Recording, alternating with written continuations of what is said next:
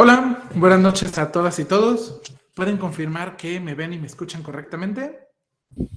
¿Todo correcto? Sí. Excelente. Muchas gracias. Entonces, pues sean todas y todos bienvenidos a esta segunda videoconferencia del curso de Investigación y Estadística.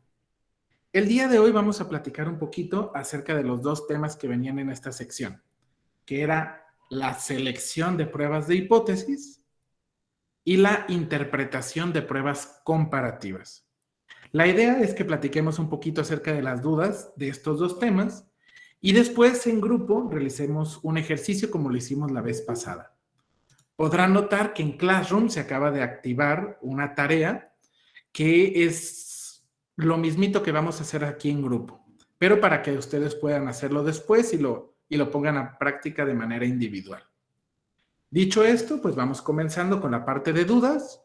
Y si hay alguna duda que ustedes tengan, pero no esté por aquí, siéntanse con la confianza de levantar su manita y de hacerla, ¿va?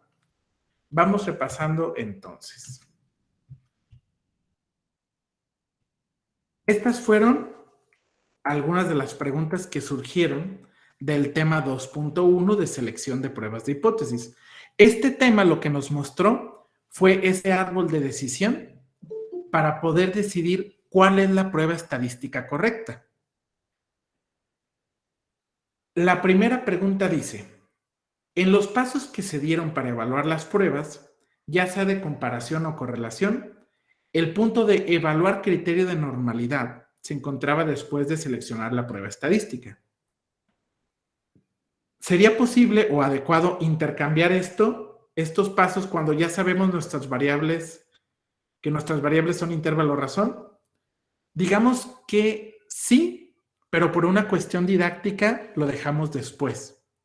Como el tema de la normalidad a veces a los estudiantes se les complica mucho, como esta cuestión de la distribución y por qué se evalúa, en este momento lo quitamos.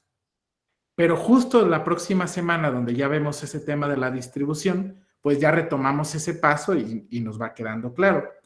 Y sí, en realidad ese paso va antes de elegir la prueba estadística, pero por una cuestión de didáctica lo metemos después. Alguien preguntó, ¿las variables de segmentación son lo mismo que las independientes?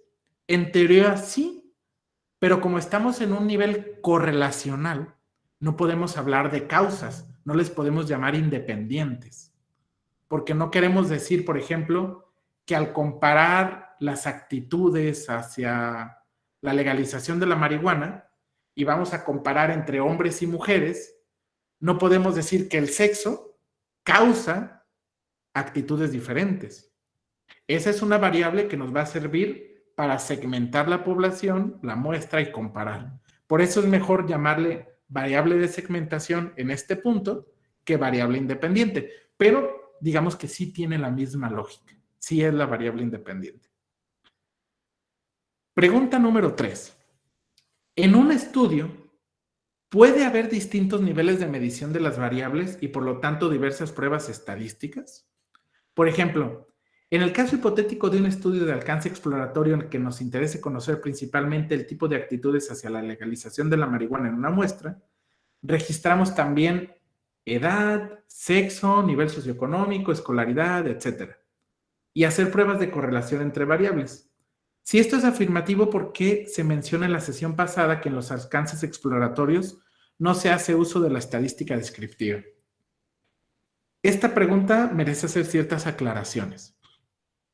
La primera es que hay dos modelos del alcance de la investigación que vimos.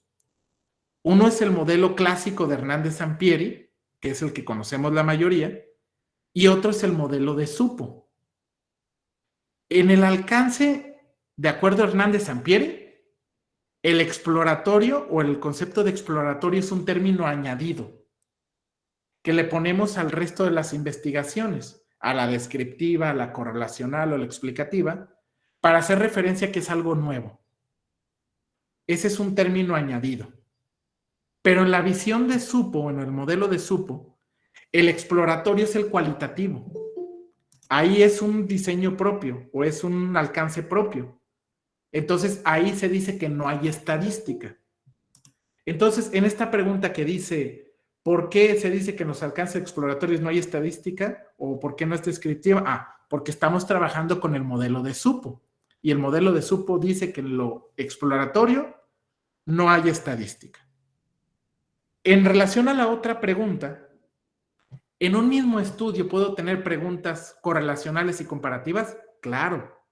Yo puedo tener un estudio correlacional que sea, no sé, estudiar el tema del estrés académico. Yo quiero conocer el estrés académico en periodo postpandemia en estudiantes de bachillerato. Pero además, quiero comparar el estrés académico según el sexo, según el grado, si va en primer, segundo, tercer semestre, y correlacionarlo con el rendimiento académico. Es decir, si a mayor estrés hay un mejor o peor rendimiento académico. Eso puede ir en un solo estudio, en un solo artículo. Y tengo por un lado preguntas correlacionales y también tengo preguntas comparativas. Yo los puedo mezclar sin ningún problema. Alguien preguntó, ¿se puede realizar investigaciones con objetivo estadístico de tipo correlacional comparativo? Que es tal cual lo que estamos respondiendo. Sí, se pueden combinar, pero ambas se integran en el alcance correlacional. Así que cuando tú describes en el diseño qué tipo de estudio es, dirías algo como lo que sigue. El diseño del estudio se desarrolló bajo el enfoque cuantitativo, bajo un diseño no experimental u observacional, transversal, porque se midieron los datos en un único momento, y de alcance correlacional.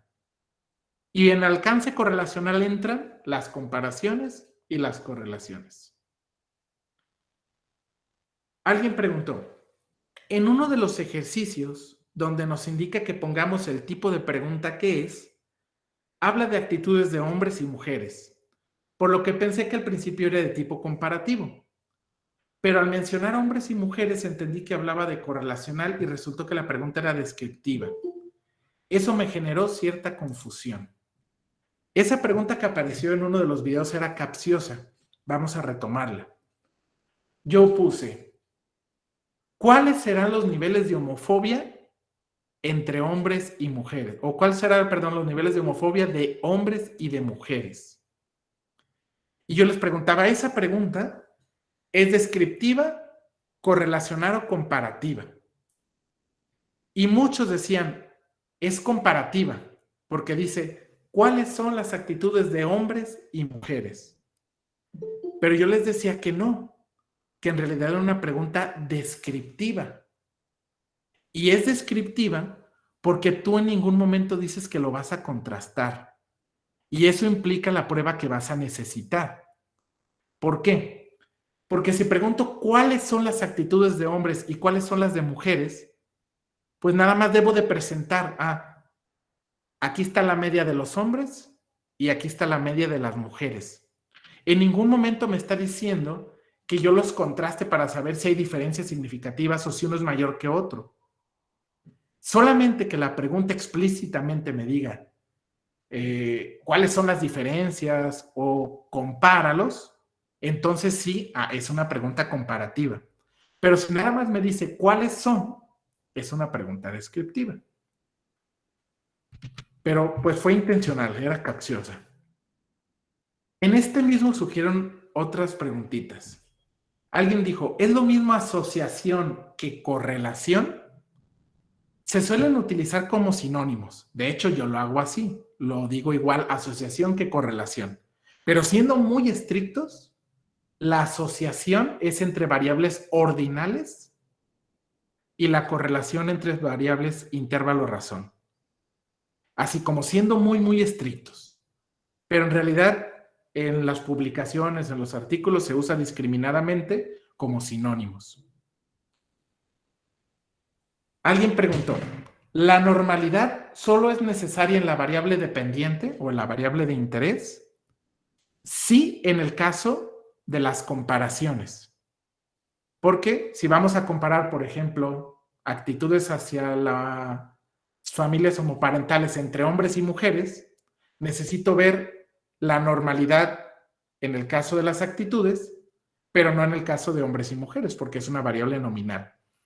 Esta pregunta ya es un poquito más avanzada, ya tiene que ver con lo que vamos a ver el siguiente tema. Así que para el resto que todavía no comience a ver los videos, ni se preocupen por esa. Después van a entender a qué hace referencia. Alguien me preguntó, ¿qué software recomienda? Aquí hay que hacer algunas aclaraciones. El software más popular, o el software así como en el que hay más videos tutoriales y más usado, es el SPSS. Ese es como el original. Pero últimamente ha estado en decadencia. Primero porque tenerlo original es bastante caro. De repente ahí surgen algunas versiones pirata que le pones en YouTube, cómo descargar gratis SPSS y te sale y todo y craqueado, que no lo recomiendo, no lo hagan. Pero si tú quieres ser legal y tener una versión completa, pues te anda costando alrededor de 60,000 pesos. Incluso a veces hay versiones de estudiante un poquito más baratas, pero su precio más o menos es ese. Entonces, pues sobrepasa mucho lo que un profesor o un estudiante puede adquirir. Así que se opta por alguna otra. Últimamente hay otros software que están ganando popularidad. Uno de ellos es R. R es un software libre que te permite hacer cálculos incluso más sofisticados que el SPSS. La única desventaja es que requieres de conocimientos de programación para utilizar R. Hay una versión que se llama RStudio que de alguna manera te facilita esta cuestión de la programación, pero aún así es bastante complejo. Es difícil aprender y es difícil mantenerte actualizado. Pero si lo logras o tienes gusto por esto de la programación, si lo tuyo son las compus también, pues puede que lo logres. Pero ya hay programas que utilizan R, pero le ponen cierta plataforma visual para que tú no tengas que programar. Es el caso de JASP y de Jamovi. Esos dos programas prácticamente usan R, pero lo que hacen es ponerte una interfaz, una especie como de programita, para que tú hagas lo mismo que en el SPSS, que le piques y en automático te lo dé. Entonces, últimamente, esas aplicaciones, esos programas están ganando terreno y cada vez son más utilizadas. Yo, si soy sincero, aprendí en SPSS, pero ya estoy trasladándome a otros. Hay también, como creo que está mencionando por aquí Luis Manuel en los comentarios, uno que se llama PSPP, justo las siglas al revés de SPSS. Ese programa también es bueno, es una versión muy similar a SPSS. De repente es medio quisquillosa porque se traba o tiene ahí algunos detallitos que no tiene todos los análisis, pero para aprender es bastante útil. Entonces también recomendado. 9. ¿Qué bibliografía me recomienda para repasar los procedimientos de desglose de las pruebas? Aún me queda la duda de cómo construir los instrumentos o cómo obtener los datos para llevar el estudio mediante una prueba estadística. ¿Podría recomendarle algún material? Hay un material que a mí me gusta mucho, que es un libro de Hugh Colligan, que se me fue ahorita el nombre, que me parece que es Métodos de Investigación en Psicología, y que se los compartí en la carpeta de recursos. Está ahí en el Classroom. Es la versión en PDF, o está medio fea, fotocopiada, pero la verdad es un muy buen texto. Y tiene muchos elementos, porque no nada más es de las pruebas de hipótesis, sino también del diseño de instrumentos. Y está escrito como en lenguaje coloquial, con muchos ejemplos. Entonces, si quieren así como un texto, ese lo recomiendo mucho. Alguien me preguntó algo ya muy específico del Ceneval. ¿Sabe en qué grado vendrán las selecciones de pruebas en el Ceneval? Pues aquí podríamos decir, quienes ya lo aplicamos, que viene de la siguiente manera. Te van a dar como un ejemplo de investigación, te dicen los temas, te dicen el objetivo y te van a decir cuál es la prueba estadística necesaria para responder esa pregunta. Y te van a venir abajo 4 opciones. Te va a decir, por ejemplo, TED Student, ANOVA, Chi Cuadrada y Pearson. Y ya tú tendrás que seleccionar la prueba estadística que es adecuada a partir del ejemplo que te dieron. Vendrán de ese tipo de preguntas como máximo 3 o 4. Pero, como pudieron ver, es como conocimiento muy sofisticado porque requieres de mucho conocimiento previo nada más para poder elegir pues la respuesta correcta. Y por último, en algún libro de pruebas leí que la correlación entre variables nominales, por ejemplo, alumnos reprobados o aprobados en examen de admisión y alumnos con mal y buen desempeño en primer y segundo semestre, era una tabla de contingencia que da proporciones. Con lo que veo ahora, entonces, ¿no sería una correlación? Fíjate que esta pregunta, si mal no recuerdo, fue hecha por Alberto y es una muy buena pregunta.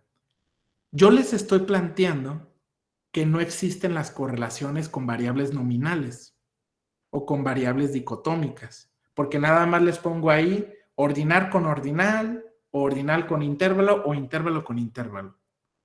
En realidad sí es posible hacer correlaciones con variables dicotómicas, con algo que se llama coeficiente de correlación visceral o viserial puntual. Pero en realidad es una extensión de la prueba chi cuadrada nominal. Así que hay mucha discusión entre investigadores si eso en realidad es una correlación o en realidad no es una correlación. Pero para cuestión didáctica, digamos que hace mucho ruido. Así que no es una prueba muy usada, no es algo que se vea frecuentemente, y cuando se los quieres explicar a los estudiantes como que les cuesta trabajo entender eso en lo nominal. Entonces, por una cuestión didáctica, yo lo quité porque primero no viene en examen Ceneval, no es una prueba muy usada, así que se retiró como del programa. Pero así, en teoría, sí es posible hacerlo y se llama así, coeficiente visceral puntual.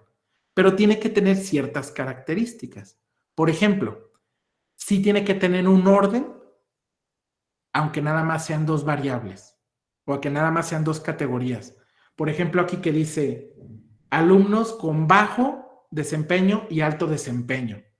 Como que sí tiene una orden o cierta lógica, y la otra variable también la tiene que tener, como bajo rendimiento, alto rendimiento, o baja puntuación, alta puntuación. Hay que buscarle que tengan una lógica de orden.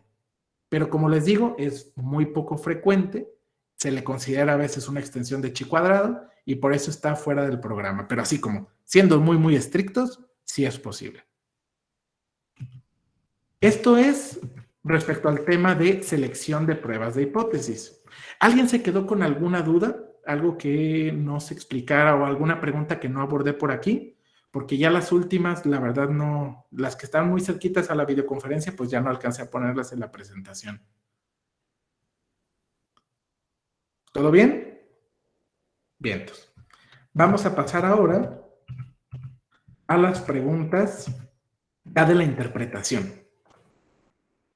La primera fue, ¿puede explicar más lo referido a adecuar al promedio en los grados de libertad? Esta pregunta no la entendí. No sé si la persona que la hizo está por aquí para que pudiera como explicarme un poquito más qué parte explicar de esto de los grados de libertad.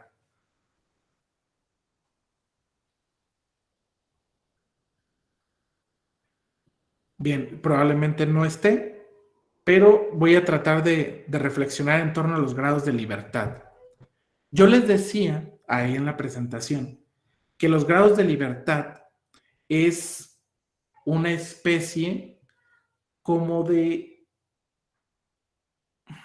qué posibilidades hay de que se presente un evento. Y es un concepto matemático que pues es algo complejo. Antes era muy importante obtener los grados de libertad cuando se trabajaba en las llamadas tablas del 95 y el 99%. Porque en esas tablitas tú tenías que ver grados de libertad y nivel de significancia deseado para hacer un cruce. Ya ahorita nadie trabaja así. Ya manualmente no se calculan las pruebas, ya no ocupas esas tablitas, ya todo lo hace el programa en automático. Pero aún así, por una convención científica, se exige que se presenten en los artículos de investigación, en las tesis, tal cual los grados de libertad y el valor de la prueba. Pero no hay que preocuparnos por este grado de libertad, nada más hay que presentarlo. Alguien preguntó, tengo entendido que la hipótesis alterna es cuando existen otras posibilidades, aparte de la nula y la investigación. ¿Esto es correcto? Sí, hay algunos autores que en lugar de llamarle la hipótesis alterna, le llaman la hipótesis de trabajo. Y a otra hipótesis que sea distinta a la que tú te planteas la llaman alterna. Pero eso es hipótesis de investigación, ¿va? Esto es relacionado con las hipótesis estadísticas. Recordarán que había una tablita ahí que separaba cuáles son las hipótesis de investigación y cuáles son las hipótesis en las pruebas estadísticas. Esto aplica para las pruebas estadísticas. En el ejercicio de las hipótesis, se rechaza si es menor que 0 y no se rechaza si es mayor a 0. A lo cual esto me generó otra pregunta. ¿Se coloca abajo si es menor y arriba si es mayor? Y por último, en el último ejercicio donde teníamos un valor de 0.233, mencionó que no se podía rechazar, pero el resultado dice que es menor. Aquí más o menos como que detecté cierto como confusión a la hora de los decimales y del valor 0.05. Y al ratito vamos a hacer un ejercicio para que esto del valor de 0.05 quede un poquito más claro. Alguien preguntó, ¿con base a qué se determina el nivel de significancia preestablecido? Es una convención, ¿va? Digamos que se acordó que un porcentaje adecuado para trabajar es el 95%. Tenía un profesor que nos daba el siguiente ejemplo. Imagínense que frente a ustedes hay 100 jeringas. Y de esas 100 jeringas, 50 tienen una enfermedad letal y las otras 50 no tienen nada. Es una sustancia que no le provoca nada al cuerpo. Y alguien te dice, te voy a dar 10 millones de pesos si te dejas inyectar una jeringa. Tú la vas a seleccionar y sin saber si es de una o de otra, te la pondrías. Nos preguntaba, ¿quiénes de ustedes se aventarían eso? ¿Quiénes de ustedes aceptarían inyectarse eso de la jeringa? Y de repente pues salía uno que otro animado de, pues yo sí, chingue su madre. Y, no, yo no. Pero la gran mayoría decíamos que no. Decía, ok, se las cambio un poquito. Imaginen que están igual a 100 jeringas, pero nada más ya 25 tienen esta inyección letal. ¿Se animarían?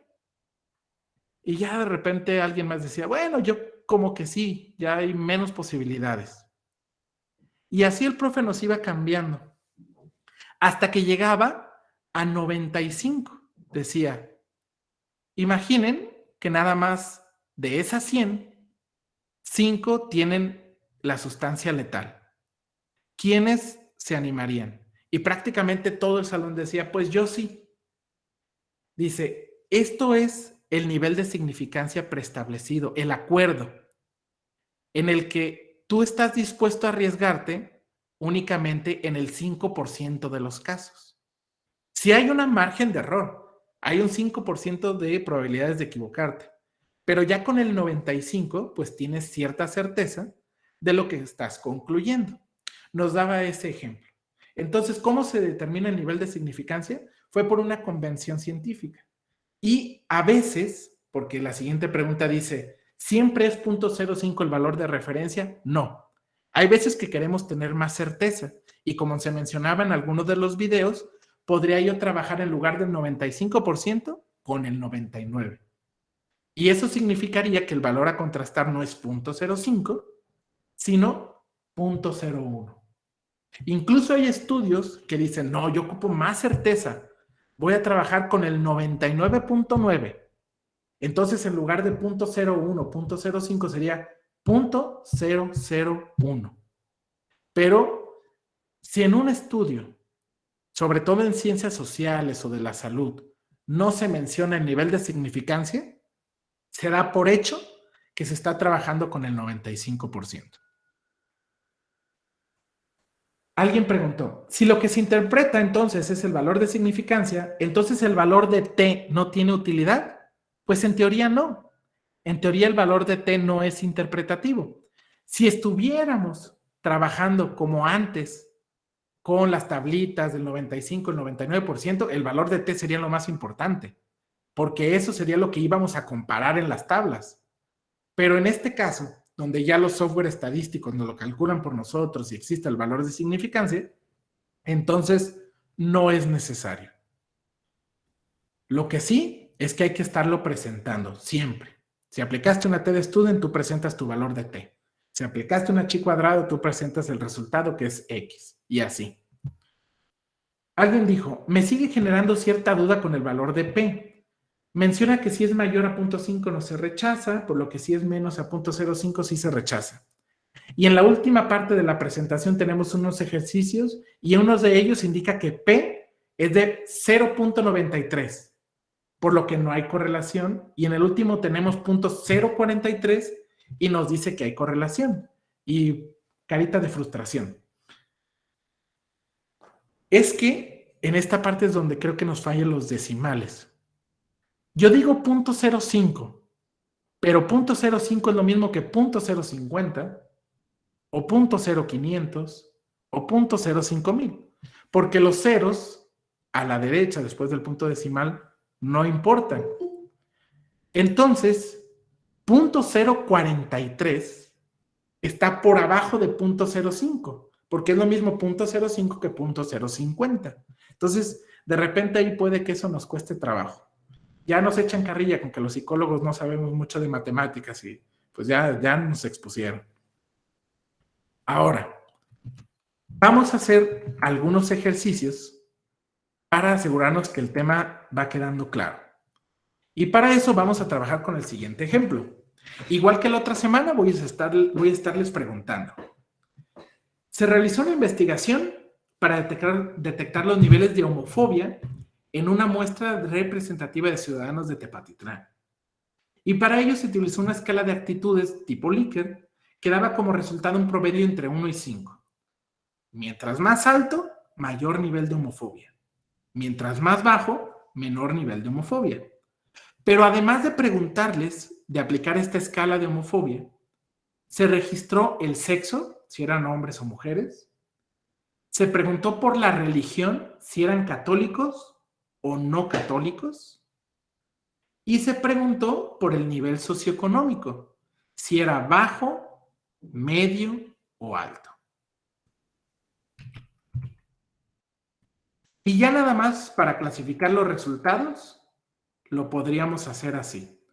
Se obtienen valores numéricos, ¿va? Pero yo podría clasificar los resultados en muy baja homofobia, media, alta o muy alta, a partir de esa tablita.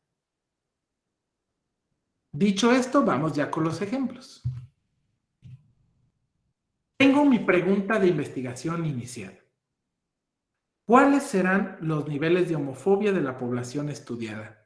Aquí voy a necesitar la ayuda de 3 personas. ¿Podrían 3 personas levantar la manita para hacerles algunas preguntas?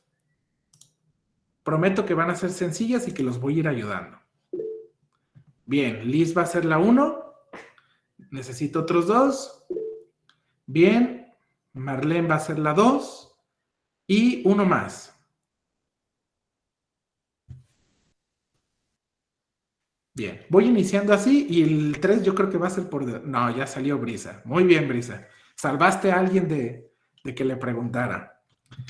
Liz, comienzo contigo.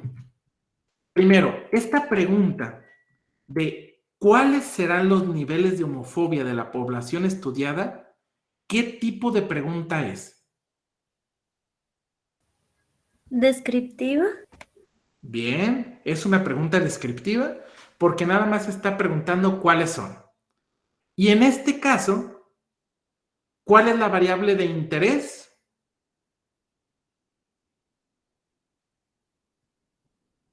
La homofobia.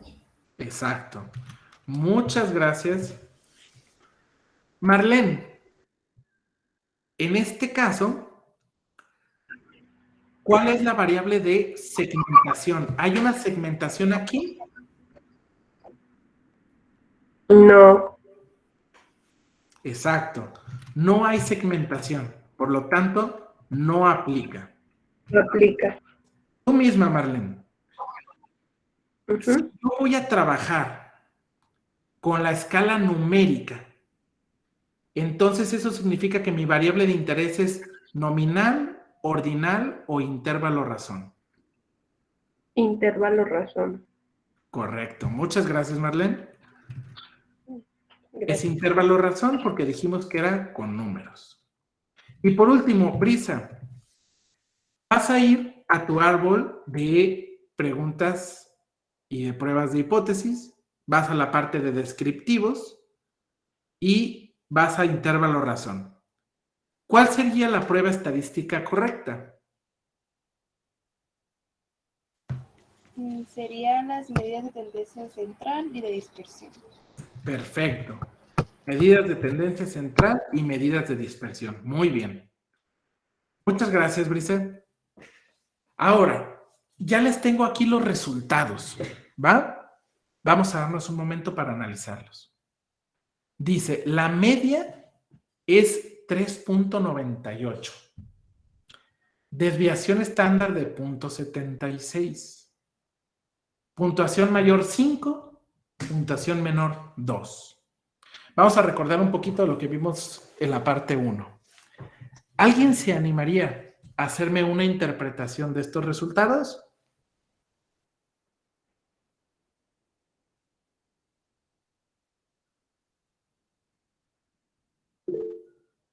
Adelante, Karen.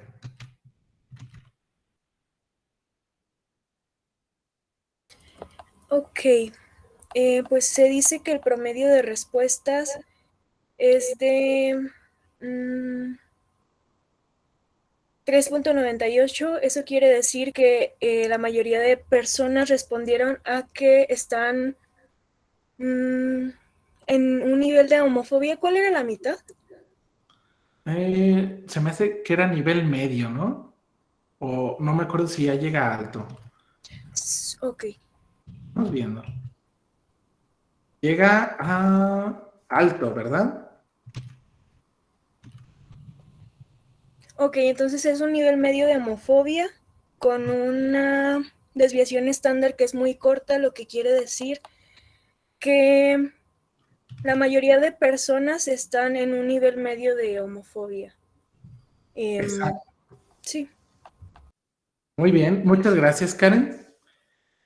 Ese 3.98, si nos recordamos a la escala, estaba quizás un poquito más arriba, ya llegaba al nivel alto, pero pues está, digamos que entre uno y otro, pero como llegó así clasificar en el alto, podríamos decir que la población o la muestra de ciudadanos de Tepatitlán tienen un nivel de homofobia alto y la variabilidad no es mucha, entonces podemos decir que más o menos pues son los mismos resultados o muy, muy pegaditos. Y al ver la puntuación mayor, que es el máximo, 5, y el mínimo es 2, es decir, nadie llegó a lo más abajo, pues puedo decir que hay una tendencia a resultados con alto nivel de homofobia. Probablemente me hicieron falta la mediana, la moda y otros elementos como para dar más información, pero pues de entrada ya puedo decir que el nivel de homofobia pues es entre medio y alto, más alto que medio. Ahora, esta es una pregunta sencilla. Vamos ya a las preguntas más difíciles, a las de diferencia de grupo. Aquí voy a necesitar la ayuda de 5 personas. ¿Quién me ayuda? No debí decir que eran los difíciles. No se crean, son de los fáciles. Bien, Javier, tú eres el 1. Marlene 2. ¿Quién más? Brisa 3. Y Linda, te voy a forzar a participar. Tú vas a hacer la 4. Y Vamos por el 5. A ver. Isabel, a ti te va a tocar el 5, ¿va? Bien. Entonces comenzamos contigo, Javier. La pregunta dice, ¿existirá una diferencia en el grado de homofobia entre católicos y no católicos? ¿Esta pregunta de qué tipo es? De diferencia de grupos. Muy bien. ¿Alcanzas a identificar cuál es la variable de interés?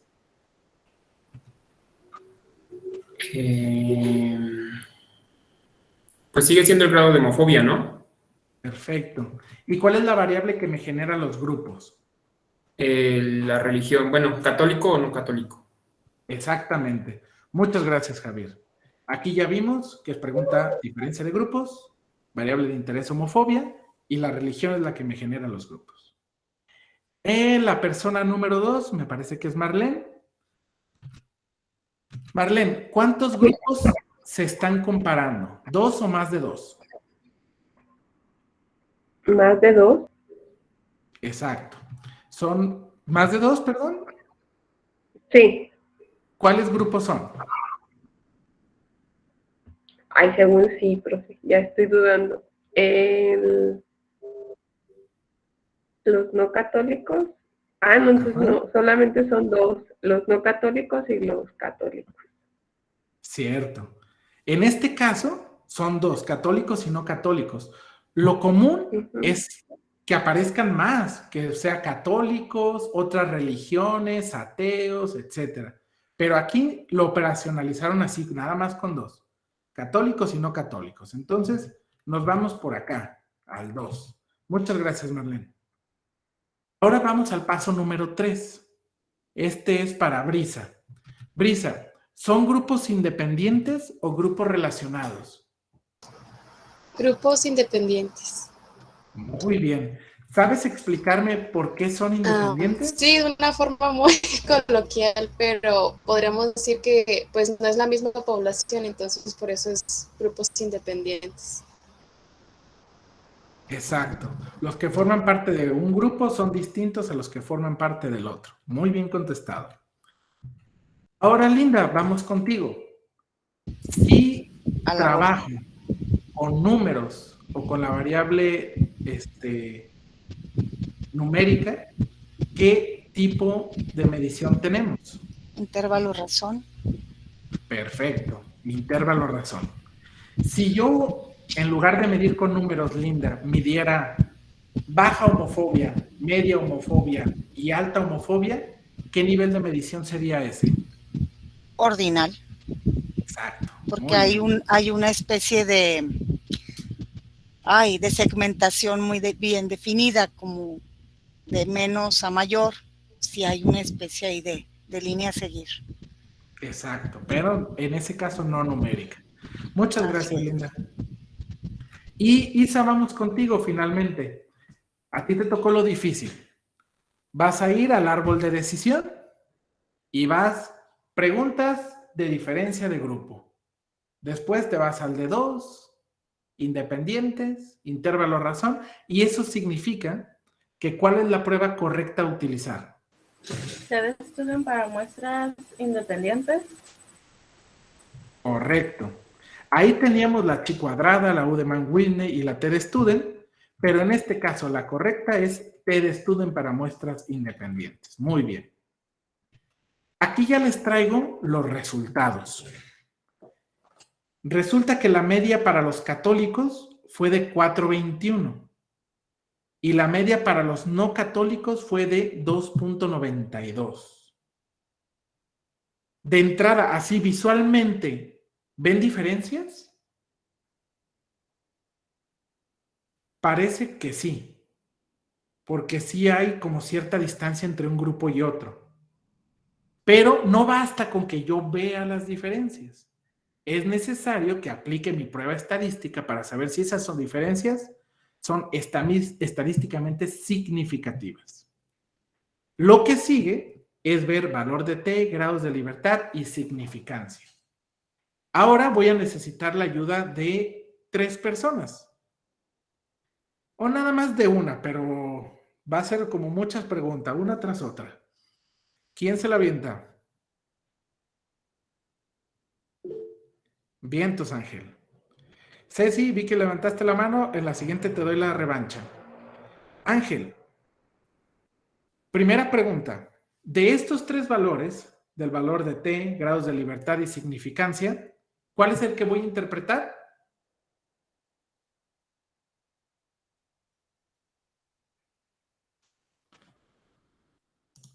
¿Sí estás por ahí, Ángel? Y se nos fue. Bueno, Ceci, te vamos a dar la revancha. ¿Estás por ahí? Sí, profe.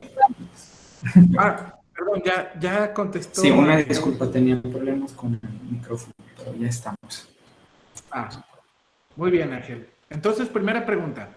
¿Cuál es el valor que voy a interpretar? El valor de significancia, para ver si hay diferencia. Perfecto. Ahora, ese valor de significancia fue de 0.001. Así es. En esa recta, ¿en qué punto lo pondrías?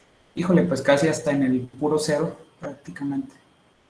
Más o menos ahí, sí, ¿verdad? En el puro cero. Correcto. Eso quiere decir que la respuesta correcta es la alterna o la nula. La alterna sería. Correcto. Me quedo con H1. Así es. Pero habíamos dicho en el video que yo no puedo decir me quedo. Yo nada más puedo decir rechazo o no rechazo y solo hablo de la hipótesis nula. Entonces, en este caso, Ángel, ¿se rechaza o no se rechaza la hipótesis nula? Se rechaza la hipótesis nula y existe diferencia entre los grupos de grados de homofobia entre católicos y no católicos. Perfecto. ¿Y la probabilidad de que la hipótesis nula sea correcta de cuánto es? Del... Ay, joder. ¿1%? No, por 100, no, mentiras. Casi. Sí, 0.1. Exacto. Esta sería la conclusión completa. Sí. Se rechaza la hipótesis nula. Existen diferencias entre los grupos o diferencias significativas.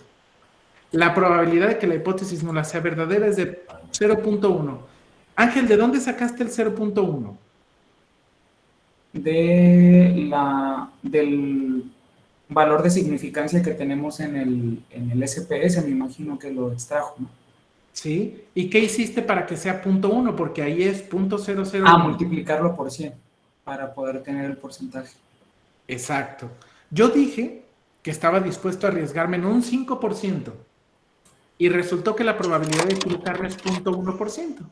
Por lo tanto, puedo decir con seguridad que existen diferencias entre los grupos. Pero otro aspecto que habíamos mencionado en el video es que en los artículos no se habla de la hipótesis nula. Nadie te va a hablar de se rechazó o no se rechazó. En el artículo solo te lo van a presentar así. Existe una diferencia significativa en los niveles de homofobia entre los católicos y los no católicos. Y va a aparecer T, que fue la prueba que se aplicó, entre paréntesis los grados de libertad, y P igual a 0.001. Ya hay algunos cambios con respecto a APA, a cómo citar lo de las pruebas estadísticas, sobre todo en casos donde es menor a 0.001. Ya en lugar de que aparezca el signo que está ahí de igual, aparece el signo de menor que. Pero pues el resto es igual. Y ya concluimos finalmente que el grupo de católicos tiene puntuaciones mayores que los no católicos. ¿Les queda claro cómo se debe de concluir? Muy bien. Ahora vamos a la siguiente pregunta. ¿Existirá una diferencia en el nivel de homofobia entre hombres y mujeres? Otra vez, tenemos por ahí una comparación. Necesito la ayuda de nueva cuenta de 5 personas. Esta ocasión necesito que sean personas diferentes, que no han participado. Igual y voy a aprovechar para hacer uso de la participación a huevo. A ver. Bueno, Regina, ya salió la primera valiente. Patti, segunda valiente. Atsiri, tercera. Carolina, la cuarta. Y ya nada más me falta uno. Bien, ese último lo vamos a dejar por dedazo si nadie aparece. Regina, ¿tú qué vas primero? ¿Esta de qué tipo de pregunta es, dijimos? ¿Diferencia de grupos? Perfecto. ¿Alcanzas a distinguir cuál es la variable de interés? También el nivel de homofobia.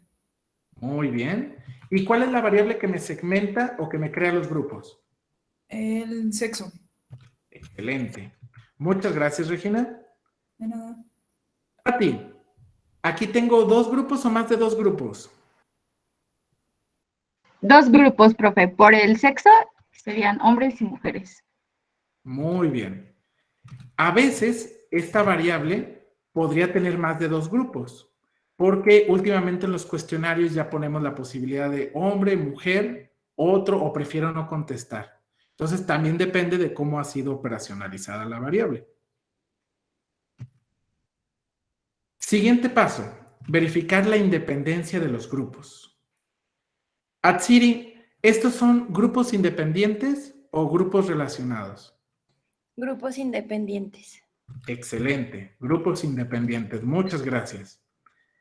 Carolina, estamos trabajando aquí ¿en qué nivel de medición? ¿Nominal, ordinal o intervalo razón?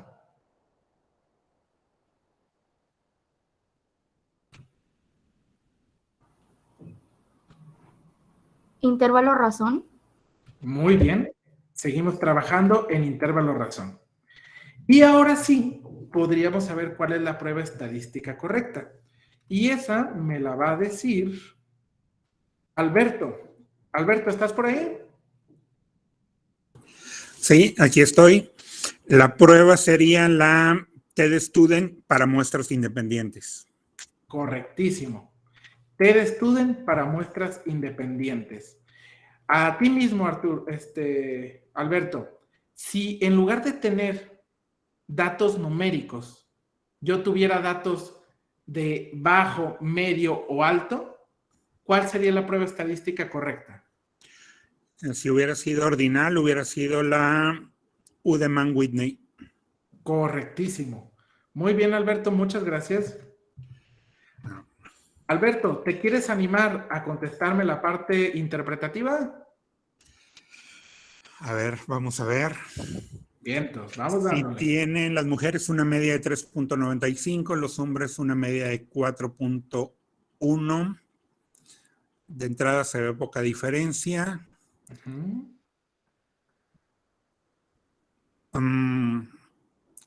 Se interpreta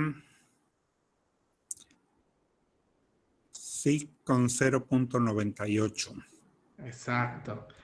Va, te voy a ir guiando, ¿te parece bien? Sí. Vamos viendo. Primero, ya identificaste que el valor de P, el valor de significancia, fue 0.098.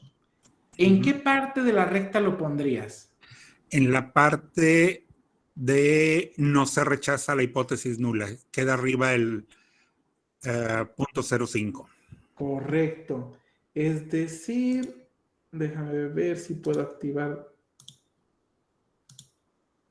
Ah, no. Ya hice un desmadre aquí. Quería activar el láser y no salió bien. A ver. Ahí está. Pero ya no están viendo mi pantalla, ¿verdad? No. Ah, pero ahí querían darle moviendo. Ahí está, ya regresamos. Sí, ¿verdad? Sí, ya se ve la presentación. Sí. Bien. Como bien nos dijo Alberto, por acá pondríamos el 0.098.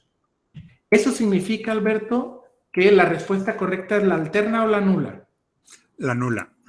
Bien. Entonces, la conclusión es, ¿se rechaza la hipótesis nula o no se rechaza la hipótesis nula? No se rechaza la hipótesis nula, no existen diferencias entre los dos grupos. Correcto. ¿Y cuál es la probabilidad de que la hipótesis nula sea verdadera? 9.8%. Excelente. Bien contestado. No se rechaza la hipótesis nula, no hay diferencias y la probabilidad de que la hipótesis nula sea verdadera es de 9.8. Yo dije que me arriesgo 5%, pero la probabilidad de equivocarme es de 9.8%, por lo tanto, mejor digo que no hay diferencias. Pero, como les he dicho, en los artículos no va a decir nada de la hipótesis nula. Lo único que les va a decir es esto. No existe una diferencia significativa en los niveles de homofobia entre hombres y mujeres. Y así con los datos. Vamos a pasar a la última pregunta, al último ejercicio de hoy, que es, ¿existirá una diferencia en los niveles de homofobia entre los niveles socioeconómicos, bajo, medio y alto? Necesito la ayuda de otras 5 personas diferentes a las que han participado. Bien, Julie, la primera. ¿Quién más?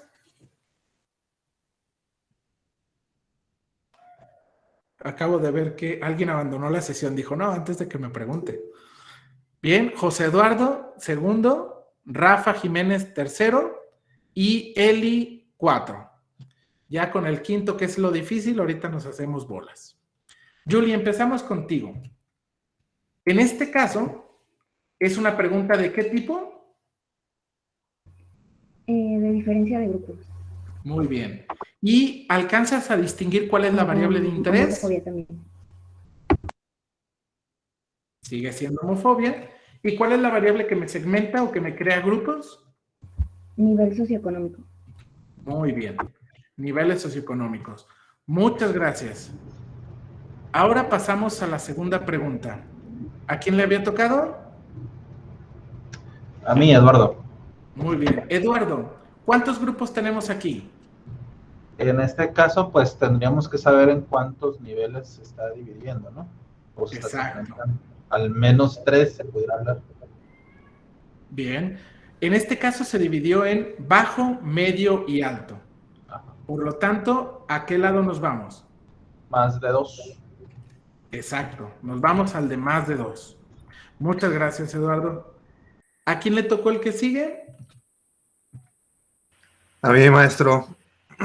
Muy bien, Rafael. Rafa, En este caso tenemos grupos independientes o grupos relacionados. Independientes.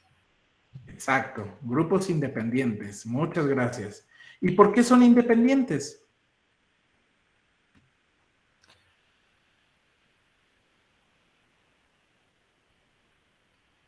¿Sigues ahí, Rafa?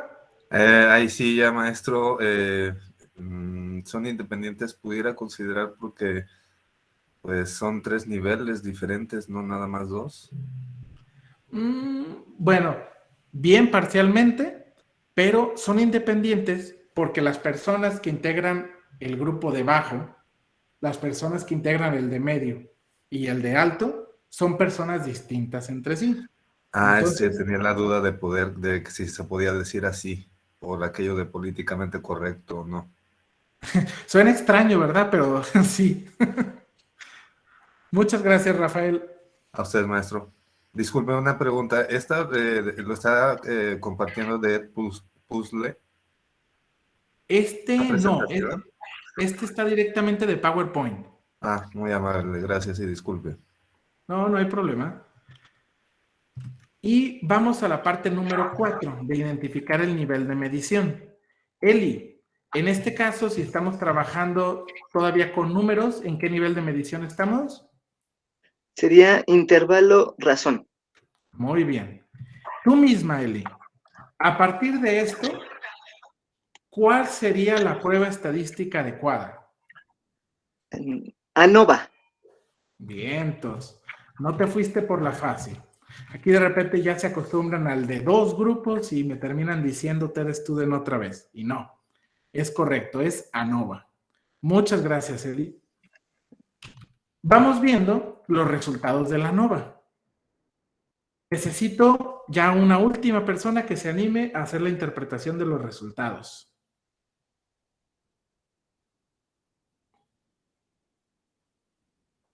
Puede ser de las que ya participó. Bien, Eli. A ver, que la media del nivel socioeconómico bajo es de 4.22, de medio es de 4.00 y de alto 4.12. Y el valor de significancia es de 0.054, entonces no hubo mucha diferencia. No, sí hubo, sí hubo diferencia por poquitito. Bueno, vamos bien, te voy a ayudar, Eli. Vamos acá y tú ya me identificaste que el valor de significancia es 0.054, ¿cierto? Sí. Ese 0.054 lo pones de este lado o de este lado. No, del lado del cero. No, sí, del cero. No, sí, del cero. ¿De este lado? Sí. ¿Seguro, seguro? Sí. Híjole, casi. Recuerda que tenemos que aquí va de 0 a 1, ¿va? Y aquí está el 0.05. Entonces, si tenemos 0.054, significa que es poquitito más alto. Bueno. Entonces, sí lo ponemos de este otro lado, ¿va? Bien, eso significa, Eli, que la respuesta es la nula o la alterna. Ay, está muy difícil. No, pues como es 0.5 y sobra poquito, sería que no se rechaza la nula. Exacto. Aunque sea con poquitito, aunque sea con ese 0.4, ya cae de este lado y la correcta es la nula. Y eso significa que se rechaza o que no se rechaza. Que no se rechaza. Bien. ¿Existe diferencia o no existe diferencia? No existe diferencia. Bien. ¿Y cuál es la probabilidad de que la hipótesis nula sea verdadera? 0.5.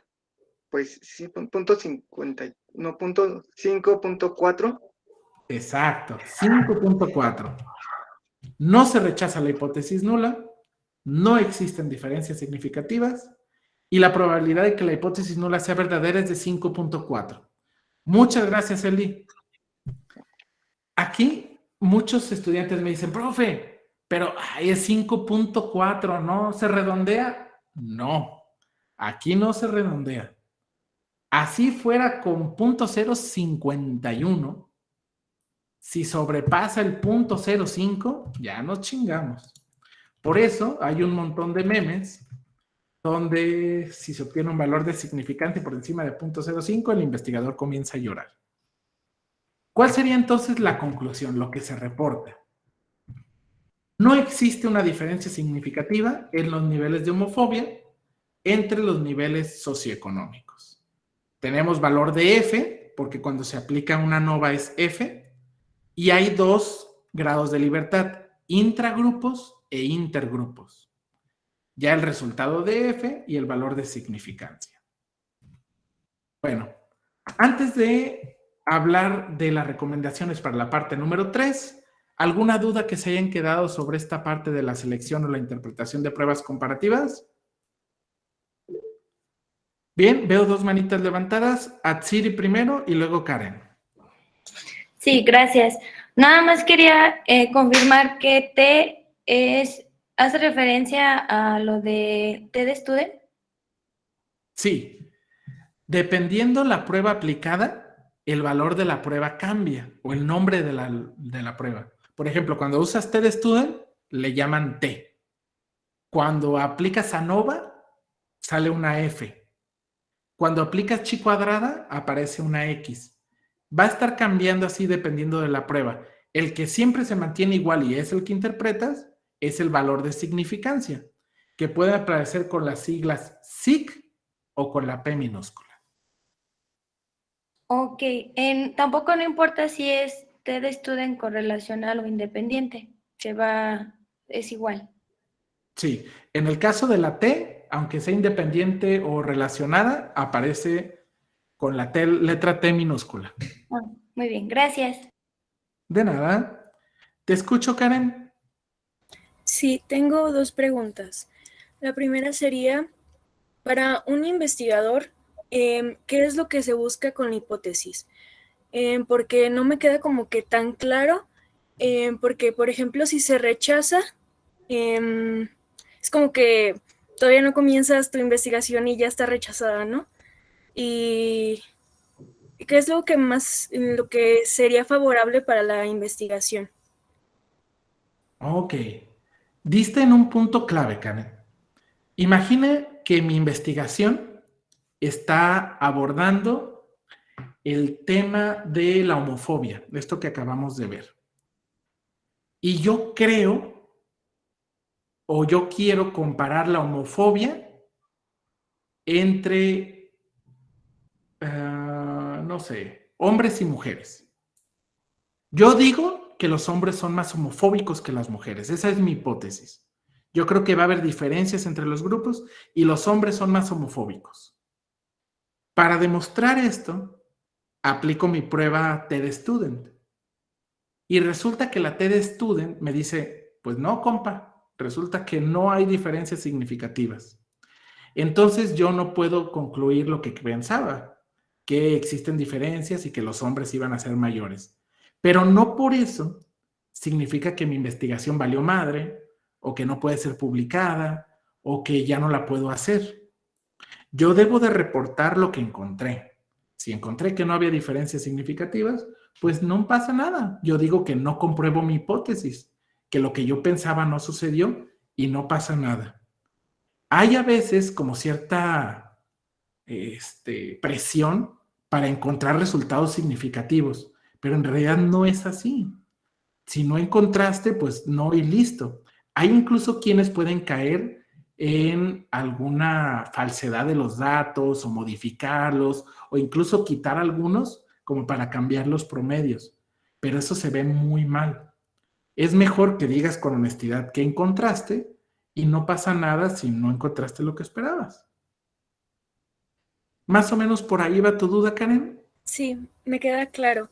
Y la segunda sería, con relación al alfa de Cronbach, ¿se relaciona o es completamente diferente o cómo sería? Va, te platico sobre el alfa de Cronbach. Esa es una prueba que no se utiliza aquí, no es para comparar o correlacionar. Alfa de Cronbach es una fórmula que evalúa consistencia interna como sinónimo de confiabilidad de un instrumento, para saber qué tan confiable o qué tanta consistencia son los resultados de una escala, de un cuestionario, de cualquier instrumento. Esa alfa de Cronbach te va a dar un número que se encuentra entre 0 y 1. Y mientras más cercano a 1, significa que tu instrumento tiene más consistencia interna. Se dice que si tienes un resultado por arriba de 0.9, tienes un instrumento muy confiable, excelente. Si está entre 0.8 y 0.9, es bueno, así hay buena consistencia interna. Si está entre 0.7 y 0.8, dices, está pasable. Pero hay ciertos autores que ya dicen que por abajo de 0.7 ya es un instrumento que no podemos decir que es del todo confiable. Aquí ya hay más opiniones, porque de repente hay quien dice, pues depende del caso. O si es instrumento que no se va a aplicar de uso clínico, pues no hay tanto problema. Pero así, en la cotidianidad, lo que se dice sobre el alfa de Cronbach para evaluar confiabilidad es que por arriba de 0.7, pues ya decimos que es bueno. ¿Más o menos resolví la pregunta, Karen? Sí, todo muy bien, muchas gracias. De nada. Bien, ¿alguien más se quedó con alguna duda, pregunta de este tema? Vientos. Entonces, ya para despedirnos, vamos a hablar de esta última parte que son las recomendaciones para la parte 3. Aquí vamos a ver dos temas nada más. Lo que es la interpretación de pruebas correlacionales y el criterio de normalidad. La gran ventaja es que todas las pruebas se siguen interpretando igual, con el valor de significancia. Pero en las pruebas correlacionales hay un dato adicional que se llama coeficiente de correlación. Y ese nos va a indicar si la correlación es positiva o negativa y qué tan unidas o qué tan correlacionadas están las variables. Y hay dos videos, uno teórico y otro práctico, donde se ven los ejercicios. Y por último vamos a ver el criterio de normalidad. Este criterio de normalidad es lo que nos habíamos brincado, ese pasito para ver la distribución de las variables. Este en particular, digamos que es para evaluar si es posible utilizar pruebas paramétricas o no es posible utilizar pruebas paramétricas. Y aunque es un paso previo, por una cuestión didáctica lo vemos hasta el final, porque como van a ver, el valor de significancia se interpreta al revés. Con interpretarse al revés no es que ahora se rechazó y no se rechazó, no, eso sigue siendo igual. Pero ahora lo que quiere el investigador no es que se rechace la hipótesis nula, lo que quiere el investigador es que no se rechace. Pero bueno, no les adelanto y no quiero confundirlos ahorita, ya en el transcurso de esa presentación irán detectando el porqué. Antes de despedirnos, tengo que darles un par de avisos. Bueno, veo por aquí una preguntita antes de los avisos. Dice Jessica, tengo una pregunta y una petición. ¿Hasta cuándo se queda el material en la plataforma? Y la petición es preguntar si hay un listado de actividades, tipo lista de cotejo, para corroborar que ya las hice. Disculpe, me pierdo un poco en esta plataforma. Bien. Sobre qué tanto van a estar disponibles los materiales, y era uno de los avisos, diste en la clave, Jessica. Los videos van a permanecer o van a tener acceso a ellos solamente durante el mes de agosto. En cuanto termine el mes de agosto, pues ya termina como el acceso a los mismos. Si ustedes ya vieron los videos, pero quieren repasar, pueden hacerlo de aquí a lo que queda al mes, hacer apuntes, lo que ustedes quieran, pero en agosto el 31 terminaría. Igual para aquellos que van atrasados con algún video o con alguna actividad, el 31 sería la fecha límite para terminar el curso y tener acceso a su constancia.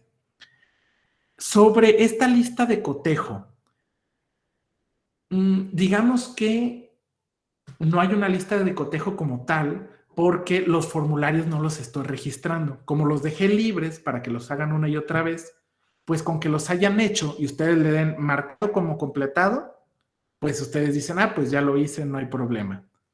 Pero no hay así como un registro como tal. Lo que podría hacer es facilitarles como la hoja donde está su calificación y la de todos los demás, como para saber si, si la hice o no la hice, como que lo consultaran.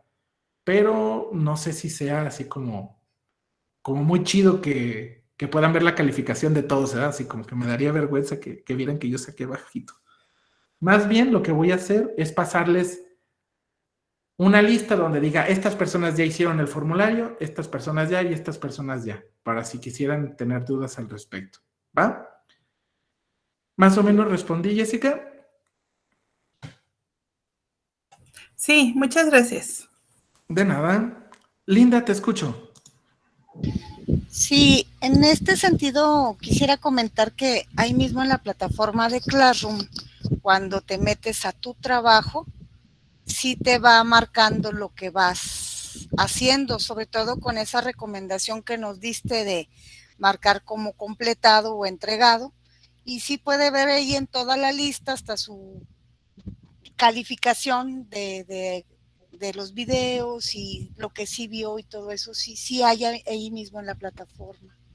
Correcto. A veces nada más hay que explorarle un poquito, yo la acabo de descubrir hace poco también en el curso anterior. Cierto. Nada más para que se marque los formularios es darle el de marcar como entregado, ¿verdad? Para que ya te salga completito. Correcto. Muchas gracias, Linda. ¿Alguien más tiene alguna duda antes de dar los avisos finales? ¿Dónde había dicho que podíamos encontrar la bibliografía, por favor?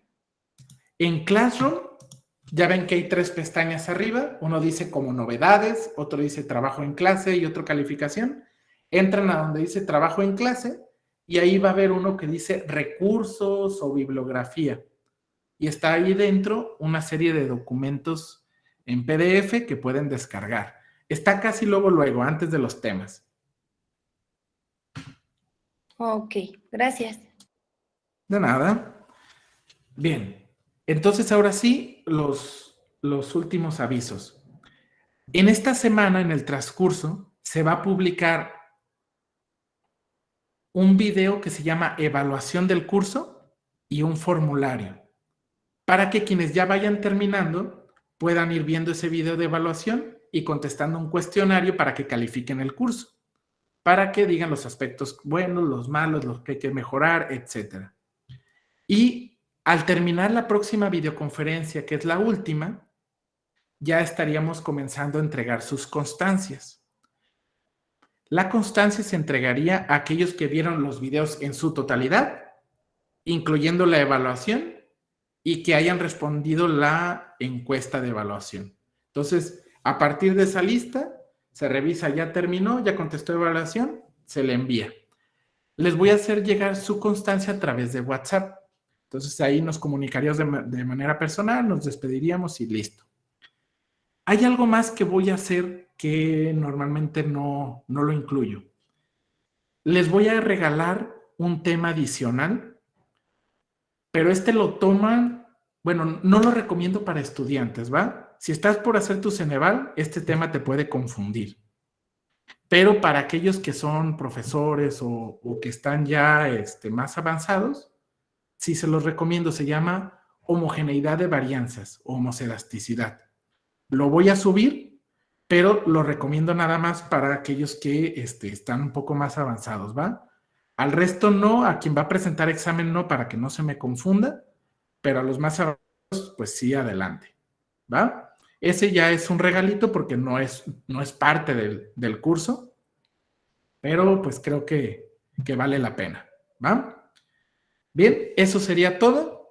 No sé si tengan algo más por comentar antes de despedirnos. Muy bien, pues es un gusto verlos y pues nos vemos la siguiente semana ya para despedirnos. Hasta luego. Muchas gracias, profe. Linda noche. Gracias, buenas noches.